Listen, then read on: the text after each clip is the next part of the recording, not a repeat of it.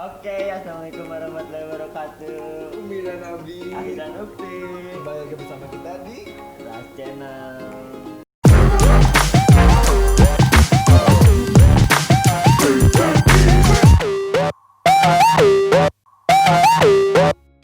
Kali ini kita ditemenin lagi ada yang sama sosok yang sangat gumelis ya, gelis gitu, cantik gitu ya, Monjang Bandung gitu kan, kita sekarang lagi bareng Nadira Ulia yang biasa Panggil dulunya dipanggilnya Nadira Suryadi. Nadira Suryadi. Oke, sekarang kita mau ngapain sih bareng Kak Nadira? Kita bakal mengupas tentang Bawang. teteh, bukan teteh. Panggilnya apa ini, teteh, kakak atau Boleh apa aja boleh, asal jangan panggil sayang? apa aja lah boleh. Ibu juga boleh, tante boleh. Kan Kak Nadira tuh dikenal kayak sosok penyanyi. Sebenarnya emang kalian tahu aku emang ya? Tahu. Tahu dari siapa? Dari Kadidot. Karena ini dulu aja deh. Jadi Kak Nadira yang kan di dunia entertain ya. Ya itu sejak kapan sih di dunia entertain? Aku tuh masuk entertain tuh sebenarnya dari TK. Dari TK tuh udah mulai nyanyi, tapi kayak serius nggak serius gitu. Tapi bikin album dulu waktu kecil. Sempet hilang dari entertainment, balik lagi pas SMA. Jadi dari SMA itu udah sering kerja di entertainment sambilan, dari mulai jadi penyiar radio. Terus itu tuh Jadi penyiar radio ya. pernah jadi penyiar radio, terus pernah jadi presenter, ikut-ikut kompetisi-kompetisi juga dan nggak pernah menang. Terus waktu sempat ngilang dari dunia entertain, kenapa tuh? Oh, biasa aja sih, teenagers cari. Dulu aku sempat dibully lama. Jadi sempat dibully lama gara-gara ikut di entertainment juga. Terus menghilang, jadi kayak nggak mau nyanyi lagi cerita waktu itu. Tapi karena mungkin hatinya emang di dunia seni ya, jadi apapun itu dilakuin aja gitu, sebenarnya cari-cari. Passionnya di situ ya. Nah, karena Nadira kan banyak di luar sana penyanyi yang benar-benar bagus banget gitu kan. Apa pertanyaan apa? Kesulitannya bertahan di saat di luar sana lebih banyak yang bagus gitu kan. Kesulitannya bertahan. Tanyanya gimana cara bertahan kali gitu. Iya, iya. Balik lagi ke passion. Balik lagi apa yang kita mau dulu. Seberapa inginkah kamu untuk melakukan itu? Sebenarnya itu dulu.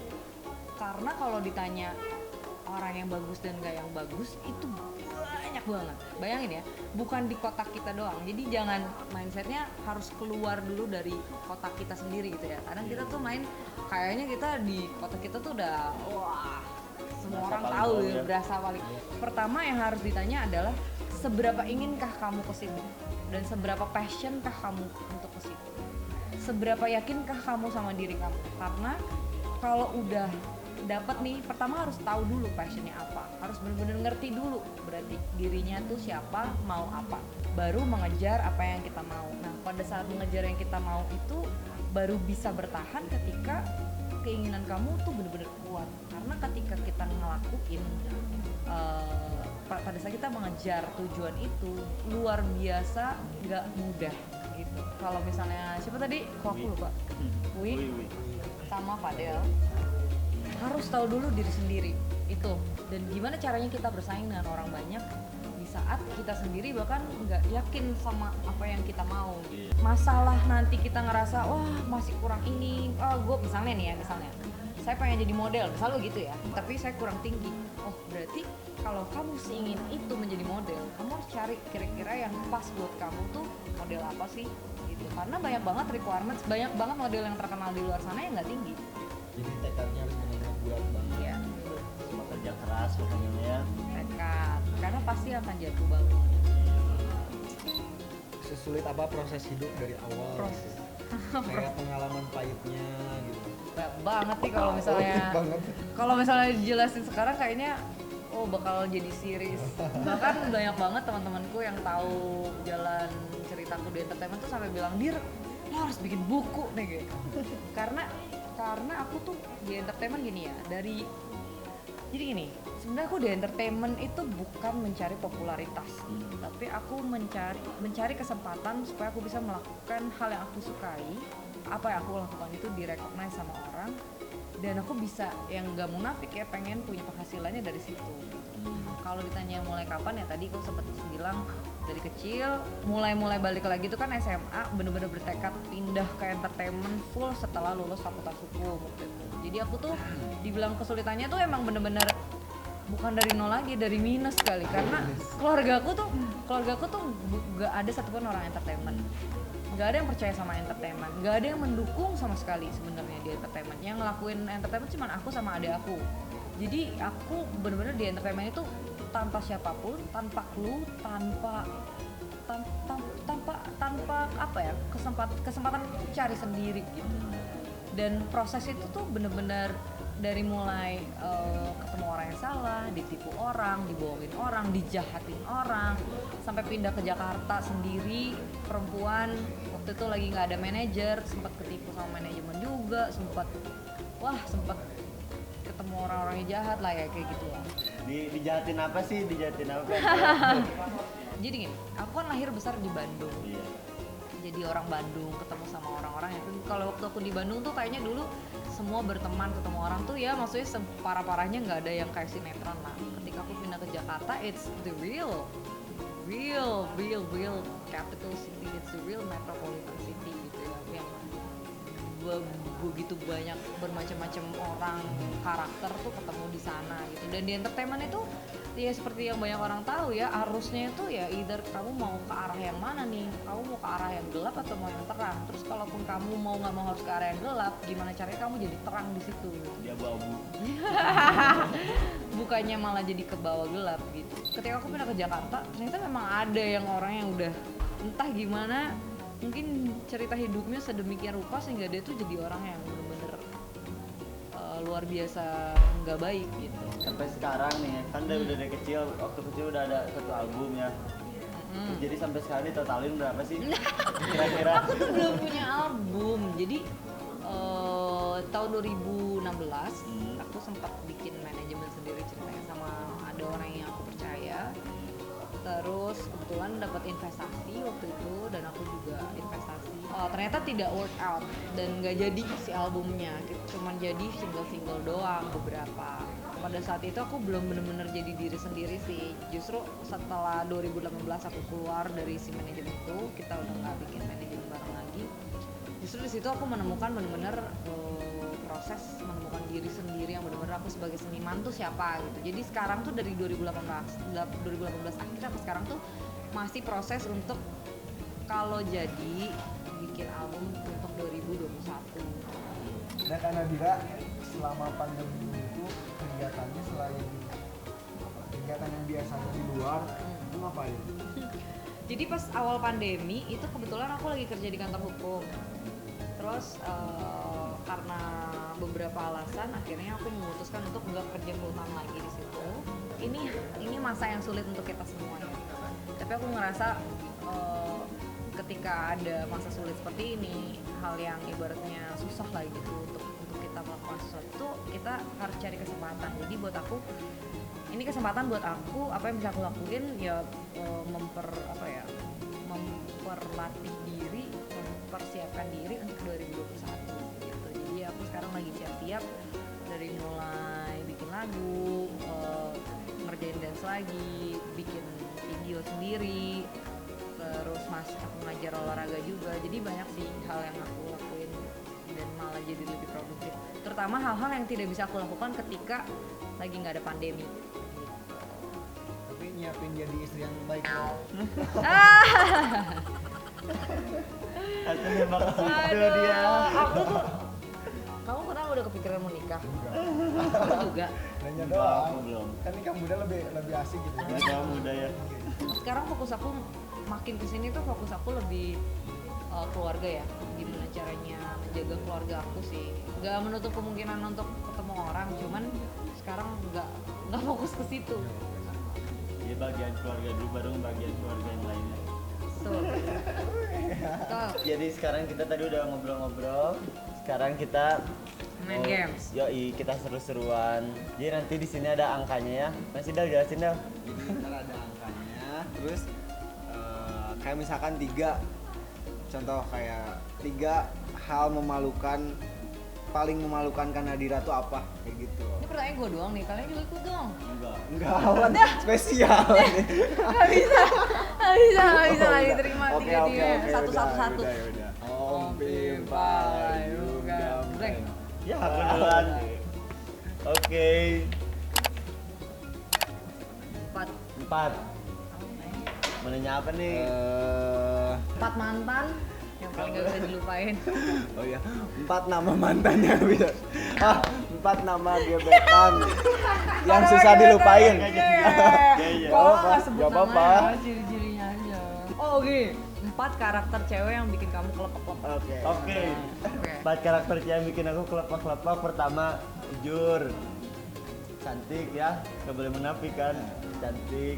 Terakhir bisa nerima aku apa adanya. Terus nggak balikan sama mantan. Banyak dia maunya. Lagi-lagi terus. Itu bonus. Terus. Tenang. Balikinnya pertanyaannya. Kamu umur berapa sih? Umur 20. Kamu? Maka Nadira berapa? Jangan masih panjang guys. Tebak dong. 28. 23. 24.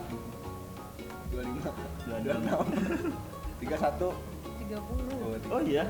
Nah, 2 bulan lalu. Kelakuan kayak bocah ya.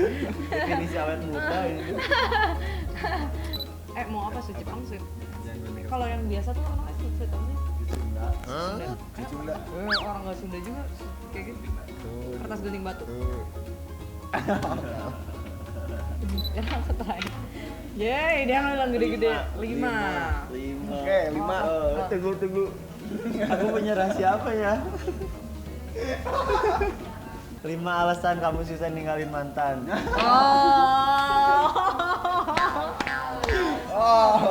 ninggalin mantan.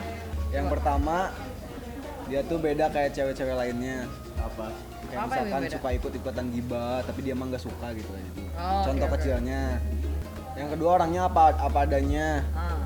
Yang ketiga Cantik. ya cantik. Yang ketiga yang keempat. Tadi 5 ya? 5. Oh yang keempat enak diajak. Apa ya? Apa dia juga? Enak Ya, diajak berarti buat bohong. apapun gitu. Jadi kayak mau kemana-mana ayo gitu. Nah, itu kan Apa traveling tuh? namanya. Yang kelima apa ya? Ya nggak tahu. Karena sayang tuh nggak ada alasan gitu sebenarnya. Sayang aja. Gitu. Iya, karena ya sayang kelimanya. Oh iya. Karena sayang. Karena udah tumbuh perasaan cinta. Karena tulus gitu. Oh, Jadi bukan semoga karena udah peka kebiasaan. ya, gitu.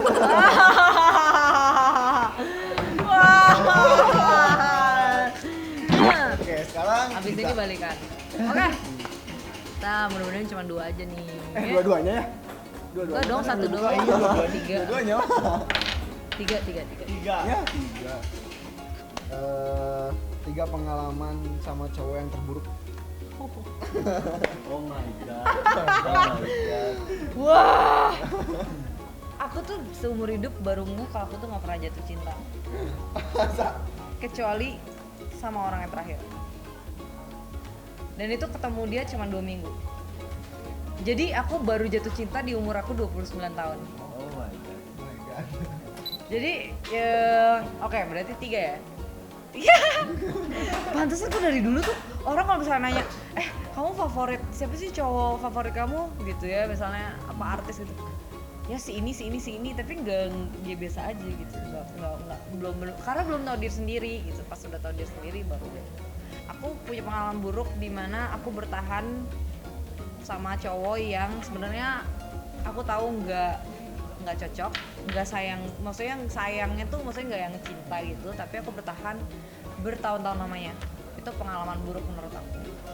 Karena kita dibilang buang waktu ya buang waktu, tapi jadi pelajaran. Jadi dibilang pengalaman buruk semuanya aku bilang gimana ya, buruk, tapi aku selalu menemukan hal positif dari situ sih. Jadi nggak ada yang buruk banget, cuman ya itu pertama bertahan sama orang karena kasihan bertahun-tahun. Bertahan sama orang karena kasihan, karena takut karma. Ujung-ujungnya bikin karma sendiri. Ujung-ujungnya malah nyakitin diri sendiri, nggak mau nyakitin orang lain, malah nyakitin diri sendiri. Jadi nggak boleh ya.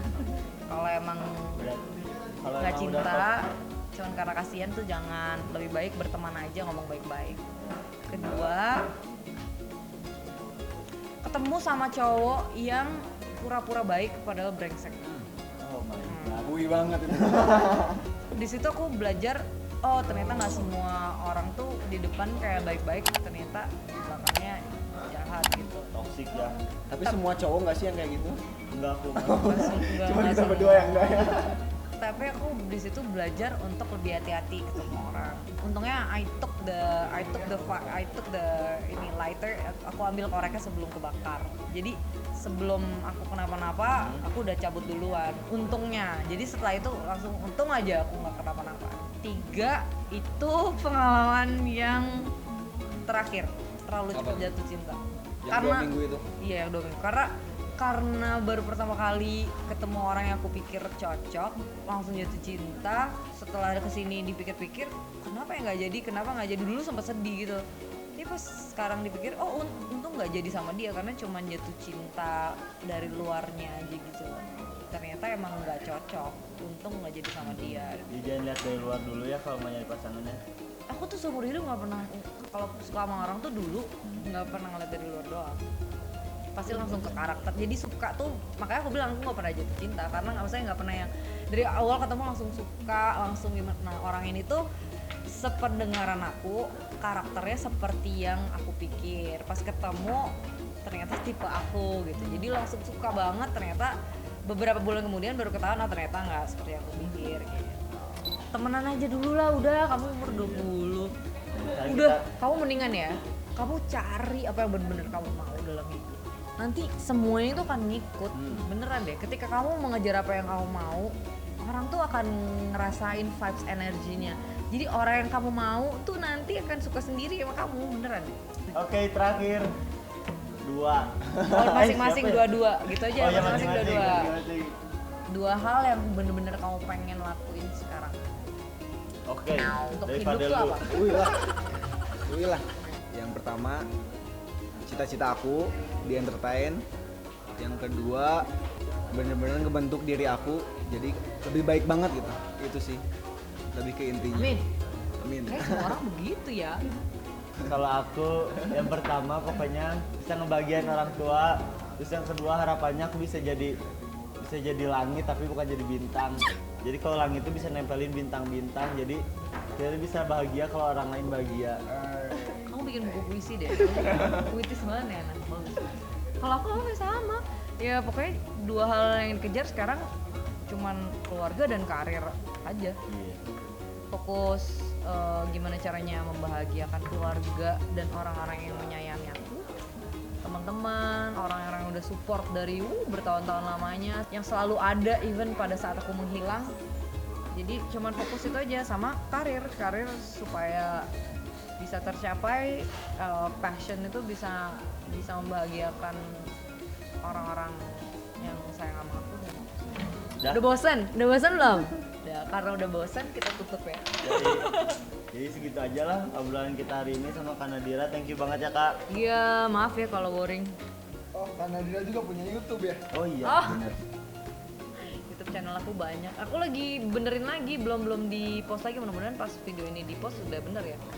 Jadi aku tuh ada YouTube sendiri, namanya Nadira, mau diganti lah. Pokoknya cari aja Nadira. Ada 2 channel, 1 musik, 1 buat olahraga, tips-tips olahraga gitu, sama nutrisi. Satu lagi channel aku sama adek aku, Madina Nadira. Udah boleh untuk nanti collab. Boleh tapi tantangan ya. Oke. Ayo games sama adek aku berdua. Ayo. Siapa takut ya? Siapa berani? Ayo. Madina Nadira lawan mereka berdua. Tunggu. Jadi pokoknya segitu aja obrolan kita hari ini. Ditunggu videonya nanti, oke? Video collab-nya. Kasih banget Kak Nadira. Sama-sama. Kasih juga Jack Runner. Oke. Dan pokoknya segitu aja video dari Raz hari ini. Jangan lupa juga Like, komen, dan apa? and Subscribe. Arigatou gozaimasu.